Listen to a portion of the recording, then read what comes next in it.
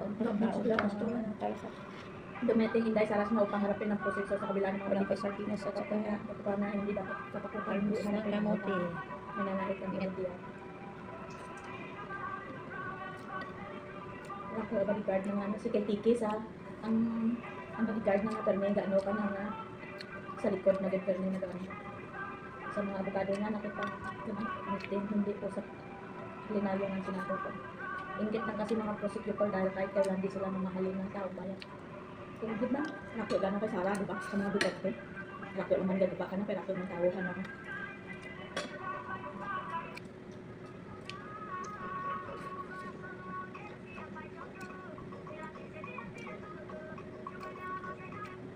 Tapos dito na ako nakapunto sa Sarah. Was out, kid mo ka na.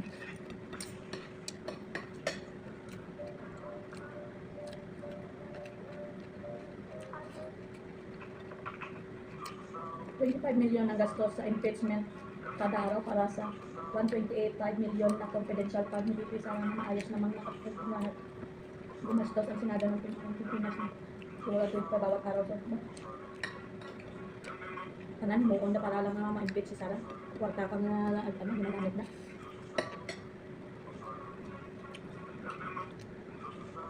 Nandito para ang impeachment sa panindigan niya. Kamang ito para sa 12 million voto. Paalala lamang sa kanyang pag-contact dahil hindi official. Matuloy hindi ang impeachment, tuloy pa din pag mananakaw nila. Kaya makita natin ang palitin ng gobyerno, si BBM is sikiling at alisin ang kalapang nila sa politika. Para makapagpangalakot sa mga. Dan kayang 2028.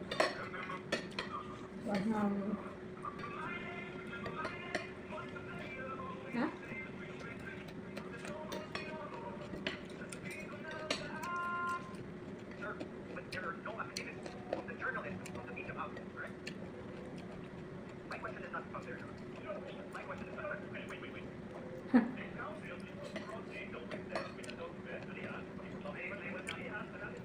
May kodigo ang isang kalilong inalisan ng kodigo libutan ng objekto.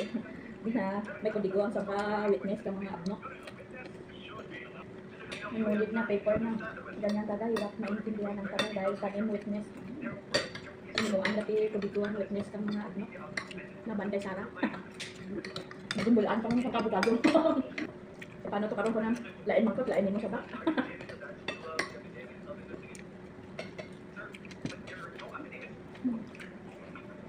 Attorney Marcia viral sa sumikat sa social media ang pinupuri niyo papuri ni Nino Reyes attorney Carlo ako na baka dahil sa magaling pag-anak ni Santos Scott Carlo Reyes na mausay ng legal na administrator.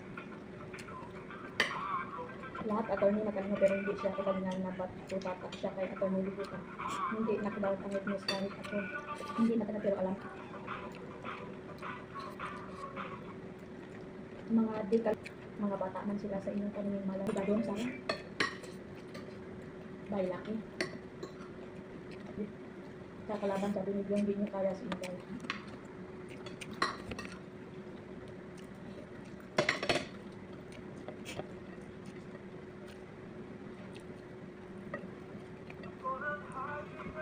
suspended na binigla ng Marcolita.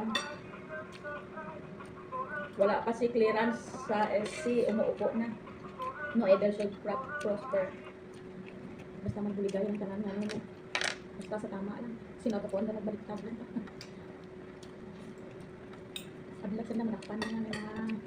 Ano sa tama na ibo ka ng parang ano ba para.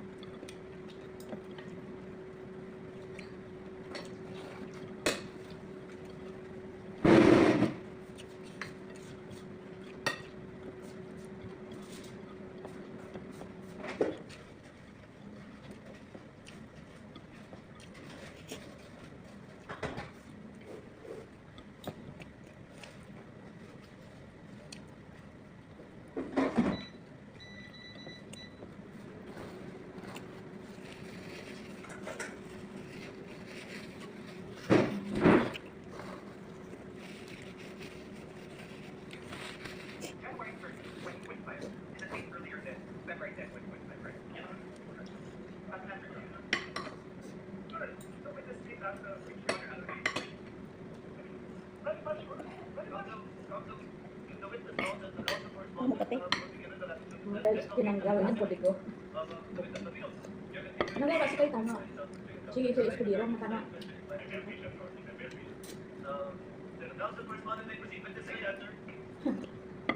Bukin ang witness kayo.